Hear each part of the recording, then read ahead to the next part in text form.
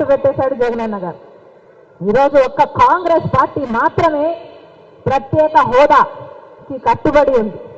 ఆంధ్ర రాష్ట్రానికి ప్రత్యేక హోదా రావాలి అని కాంగ్రెస్ పార్టీకి బలంగా ఉంది కాబట్టే, రాహుల్ గాంధీ గారికి మరి ముఖ్యంగా ఉంది కాబట్టే, ప్రత్యేక హోదా గురించి ఇంతగా ఆలోచన ఉంది కాబట్టే అధికారంలోకి వచ్చిన వెంటనే ప్రత్యేక హోదా మీద మొట్టమొదటి సంతకం చేస్తానని చెప్పాడు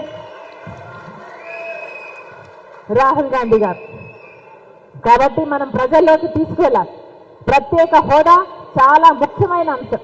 పక్క రాష్ట్రాలలో ప్రత్యేక హోదా వస్తే ఒక రాష్ట్రంలో, చిన్న రాష్ట్రంలో 2000 కొత్త పరిశ్రమలు వచ్చాయి. ఇంకొక రాష్ట్రంలో 10,000 పరిశ్రమలు వచ్చాయి. మనకు 10 ఏళ్ళు అయింది రాష్ట్రం ఏర్పడి. కనీసం పట్టుమని 10 అయినా వచ్చాయా? ఎన్ని వేలు వచ్చింది? ప్రతి నియోజకవర్గంలో కనీసం ఒక 100 కొత్త పరిశ్రమలు వచ్చేది మనకు ప్రత్యేక హోదా వచ్చుంటే. ఎందుకంటే ట్యాక్స్ బెనిఫిట్స్ అంత గొప్పగా ఉంటాయి కాబట్టి. కానీ అవేమీ జరగలేదు.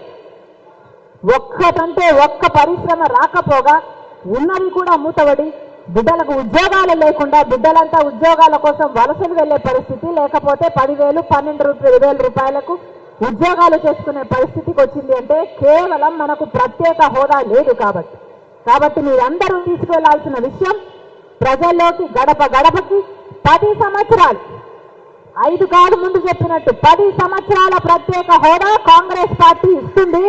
ఇది మన మొట్టమొదటి గ్యారెంటీ. రెండో గ్యారెంటీ